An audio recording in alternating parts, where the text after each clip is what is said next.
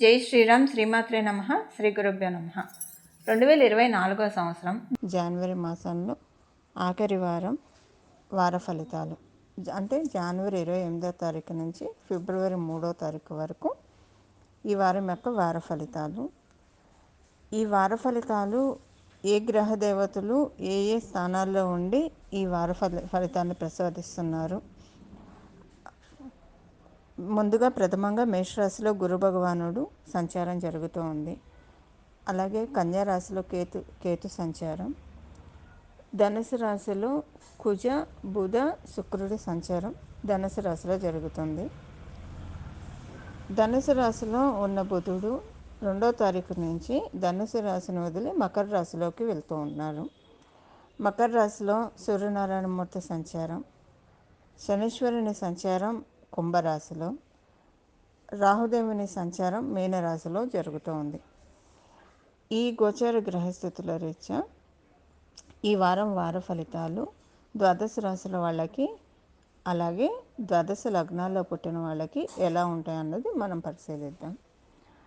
ముందుగా వార ఫలితాలని తెలుసుకోవడానికి ముందుగా మీ యొక్క రాశి, మీ యొక్క లగ్నం, మీ రాశి ఫలితాలు మీరు ఎలాగైతే చూసుకుంటారో, ఒకవేళ అదృష్టవశాత్తు మీ లగ్నం కనుక మీకు తెలిసి ఉంటే మీ లగ్నం ఏ రాశికి చెందుతుందో ఆ రాశి ఫలితాన్ని కూడా చూసుకోవడానికి ప్రయత్నించండి.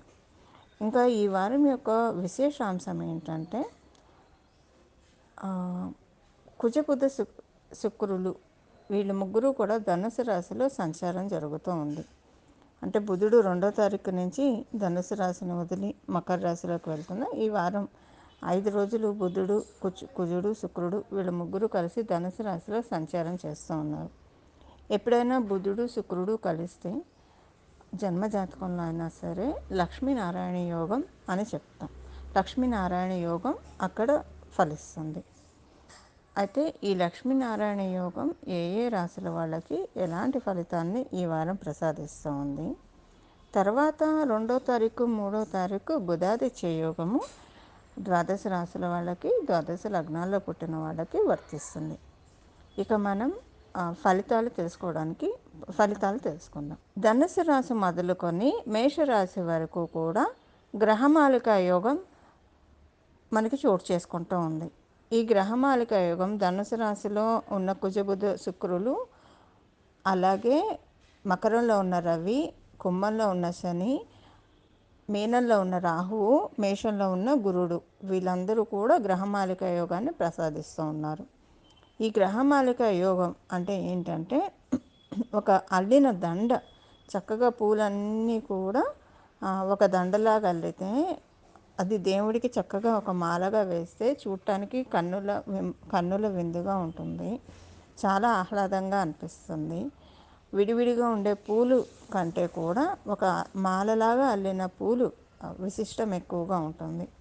అలా ఈ గ్రహమాలిక యోగం అనేది చాలా మంచిది. మనం పూలని అల్లితేనే చాలా ఆనందంగా అంటే సంతోషపడతాం. చాలా బాగా వచ్చింది. కొంతమంది చాలా గుత్తిగా కడతారు పూలదండ. అది చూస్తే అసలు చాలా బాగా అనిపిస్తుంది మనకి. అలాగా మనం పూలదండని చూసే అంత మురిసిపోతాం కదా. గ్రహాలన్నీ గ్రహమాలిక యోగంలో ఉంటే అవేంటంటే ఒక స్పెషల్ సిగ్నిఫికెన్స్ని మనకి ప్రసాదిస్తాయని చెప్పి అర్థం. అందులో ఈ గ్రహమాలిక యోగము చాలా ప్రత్యేకతను సంతరించుకుంది ఈ వారం జరిగేది. అదేంటంటే ఇది మనకి ధనుసు రాశిలో మొదలుకొని మేషరాశి వరకు ఒక అగ్నితత్వ రాశితో ఈ గ్రహమాలిక యోగం ప్రారంభమయ్యి ఇంకొక అగ్నితత్వ రాశితోటి ఈ గ్రహమాలిక యోగం ఎండ్ అవుతూ ఉంది. అంటే మనకి ధనుసు రాశి అగ్నితత్వ రాశి, అలాగే మేషరాశి కూడా అగ్నితత్వ రాశి. 2 అగ్నితత్వ రాశుల్లో ఈ గ్రహమాలిక యోగం చోటు చేసుకోవడం అంటే స్టార్టింగ్ పాయింట్ ఎండింగ్ పాయింట్ అవ్వడం నిజంగా చాలా విశేషము. ఈ గ్రహమాలిక యోగము అంటే ధర్మపరమైన అంశాల్లో మనలో ఆధ్యాత్మికతని పెంచడానికి, మనలో ఉన్న నెగిటివ్ థాట్స్ని తీసివేయడానికి, అలాగే సొసైటీ పట్ల కావచ్చు, మన చుట్టూ ఉన్న వాళ్ళ పట్ల కావచ్చు, మన పట్ల కావచ్చు, మనం చాలా సానుకూల దృక్పథాన్ని కలిగి ఉండడానికి. అంటే ఇప్పుడు చూడండి చాలామంది ఎవరికి వాళ్ళు వచ్చేప్పటికీ వాళ్ళకి వాళ్ళే తక్కువ చేసుకుంటారు, వాళ్ళకి వాళ్ళే ఏం చెయ్యలేమో అని ఆత్మన్యూన్యత భావానికి గురవుతూ ఉంటారు. ఇలా కాకుండా మనల్ని మనం గౌరవించుకుంటూ మన పట్ల మనం సానుకూల దృక్పథాన్ని కలిగి ఉంటూ, అలాగే ఇతరుల పట్ల కూడా సానుకూల దృక్పథాన్ని, అంటే చాలా మంచి పాజిటివ్ యాటిట్యూడ్ని ప్రతి ఒక్కళ్ళ పట్ల కలిగి ఉండేలాగా ఈ గ్రహమాలిక యోగం చేస్తుంది. అలాగే ఎప్పుడైతే మనల్ని మనం పెట్టుకుంటామో, ఇప్పుడు మనశ్శాంతి లేదని ఇబ్బంది పడుతూ ఉంటారు చాలామంది. ప్రత్యేకించి ఈ మనశ్శాంతి లోపమే ఇప్పుడు మేజర్ ప్రాబ్లం అని కూడా మనందరికీ తెలిసిన విషయమే. అలాగే ఈ మనశ్శాంతి మన పట్ల మనం సానుకూలంగా ఉన్నా, ఎదుటివారి పట్ల మనం ఎక్కువగా సానుకూల భావంతో ఉంటే చెక్కు చెదరని మనశ్శాంతి మనకు వస్తుంది. ఎప్పుడైతే మనం అలా ఉంటామో మనలో ఉన్న దైవిక శక్తిని మనం పెంచుకున్నట్లు అనమాట. అంటే మనలో సురశక్తులు ఉంటాయి, అసుర శక్తులు ఉంటాయి. దైవిక శక్తులు ఎప్పుడు మనలో పెంపొందుతాయి అంటే ఇలా మనం సానుకూల దృక్పథాన్ని అలవర్చుకుంటే ప్రతి ఒక్క సిచ్యువేషన్ పట్ల సానుకూల దృక్పథాన్ని ఎప్పుడైతే అలవర్చుకుంటామో అప్పుడు మనలో ఉన్న దైవిక శక్తి, దైవబలం పెరుగుతుంది. దైవబలం ఎప్పుడైతే పెరుగుతుందో ప్రతి పనిని కూడా చాలా ఎఫిషియన్సీ తోటి చాలా ముందుకు లాట్ ఆఫ్ కరేజ్ తోటి ముందుకు తీసుకెళ్ళే ఇది ఉంటుంది. మానసికంగా డిప్రెషన్లో ఉంటే ఏ పని చేయలేక స్తబ్దుగా ఉంటాం. పని చేస్తున్నా సరే యాంత్రికంగానే చేస్తాం, కానీ మ్యాక్సిమం మన అంటే ఆలోచన అనేది దాని చుట్టూనే తిరుగుతుంది. సో కాన్సన్ట్రేటెడ్గా చేయలేం. కాన్సన్ట్రేటెడ్గా చేయకపోవడం వల్ల ఆ పని సరిగ్గా జరగకపోవడం ఇలా రకరకాలుగా ఉంటాయి. ఇప్పుడు దీన్ని మనం ఎలాబరేట్ చేసుకుంటే చాలా ఉంటాయి. చెప్పొచ్చే విషయం ఏంటంటే గ్రహమాలిక యోగం ఉండడం వల్ల అందరికీ కూడా ఒక పాజిటివ్ యాటిట్యూడ్ ఏర్పడటానికి చాలా చక్కటి అవకాశము మనకి ఈ గ్రహమాలిక యోగం నిస్సందేహంగా ప్రసాదిస్తూ ఉంది. సింహరాశిలో పుట్టిన వాళ్ళకి ఈ గ్రహమాలిక యోగము నవమ స్థానంలో అంతమవుతుంది. పంచమ స్థానం నుంచి ప్రారంభమవుతుంది, నవమ స్థానంలో అంతమవుతుంది. సింహరాశిలో పుట్టిన వాళ్ళకి కూడా ఒక ప్రత్యేకత ఉంది. ఆ ప్రత్యేకత ఏంటో నేను చెప్తాను. ఈ గ్రహమాలిక యోగం ప్రారంభమయ్యేది పంచమ స్థానం అంటే మన పూర్వపుణ్యస్థానం అని చెప్తుంది. మొదటి పూర్వపుణ్యస్థానం పంచమ స్థానం జ్యోతిష శాస్త్రం ప్రకారం. అలాగే కుజ భగవానుడు ఇక్కడ మీకు పరిపూర్తి కర్కాటక రాశి వాడికి, సింహరాశి వాడికి పరిపూర్తి రాజయోగాన్ని ఇచ్చేదే కుజుడు. సో ఆయన అక్కడ పంచమ స్థానంలో ఉంటే మీ పూర్వపుణ్యాన్ని ఏం పుణ్యం చేశారు పూర్వజన్మలో, అలాగే ఈ జన్మలో ఏం పుణ్యం చేశారు, వాటి ఫలితాన్ని ఇచ్చే పనిలో ఆయన ఉన్నాడు. అలాగే మీకు పంచమాధిపతి అయిన గురు భగవానుడు ఇక్కడ మీకు నవమ స్థానంలో అంటే ఒక కోణాధిపతి ఇంకొక కోణ స్థానంలోకి వెళ్ళాడు. సో ఇదొకటి మంచిది. ఎందుకంటే గురుబలం బాగా పెరుగుతూ ఉంది సింహరాశిలో పుట్టిన వాళ్ళకి. అయితే మీకు లక్ష్మీనారాయణ యోగం కూడా పంచమ స్థానంలో ఉండడం వల్ల సంతానానికి చాలా అనుకూలమైన సమయము.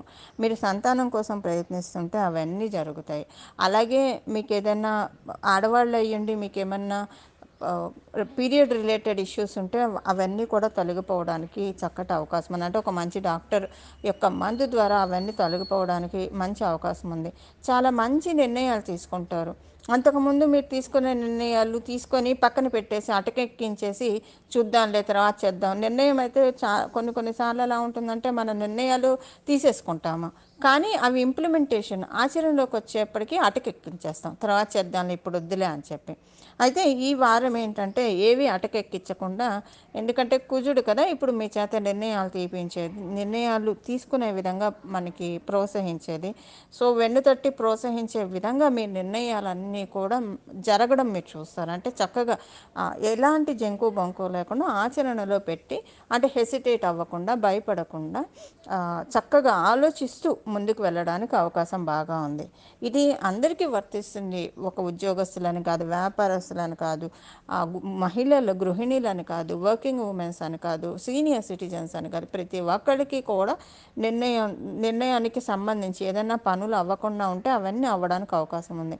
మీరు కనుక స్వగృహానికి ప్రయత్నిస్తుంటే స్వగృహానికి మంచి మీ టేస్ట్కి తగ్గ ఇల్లు దొరుకుతుంది, లేదా భూమి దొరుకుతుంది, అమ్మాలని ప్రయత్నించినా అవుతుంది. అలాగే ఇంట్లో కూడా చాలా పాజిటివ్ వైబ్స్ ఉంటాయి. మీరు సొంత ఇంట్లో ఉండండి లేదా అద్దెంట్లో ఉండండి, చాలా శుభ సంకేతాలు శుభశకునాలు మీ ఇంట్లో కనిపిస్తుంది. పడుకున్నప్పుడు చాలా మంచి శుభ స్వప్నాలు రావచ్చు. ఎందుకంటే మీరు మీరు పూర్వజన్మలో కావచ్చు, ఈ జన్మలో చేసిన పుణ్య ఫలితాలు పెరగబోతూ ఉన్నాయి కాబట్టి స్వప్నాల ద్వారా ప్రకృతి మీకు ఇండికేషన్ కనిపిస్తుంది.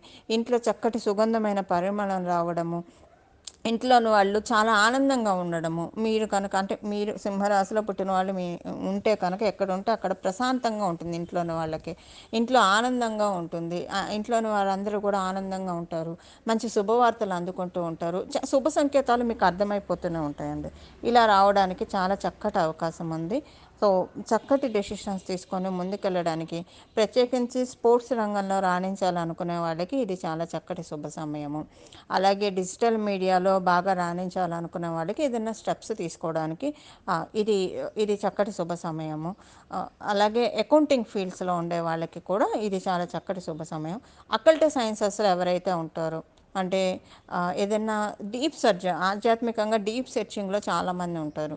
అది మన పురాణాలకు సంబంధించింది కావచ్చు, లేదా వేదాలు ఉపనిషత్తులకు సంబంధించింది కావచ్చు, వాస్తు జ్యోతిషం ఇవన్నీ కూడా వేదాల రూపంగా వీటిల్లో ఎవరైతే బాగా రాణించాలనుకుంటారో వాళ్ళందరికీ కూడా ఈ వారం చాలా చక్కటి శుభ సమయం.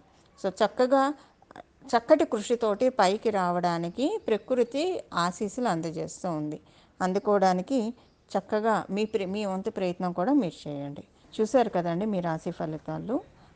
దీన్ని మీరు చక్కగా అంటే మీ జన్మజాతకం సపోర్టింగ్గా ఉన్నా లేకపోతే కనుక ఈ గ్రహమాలిక యోగం పూర్తిగా వర్తించదు కాబట్టి దీన్ని మీరు పెంచుకోవడానికి ఈ పరిహారం చేసుకోవాలి.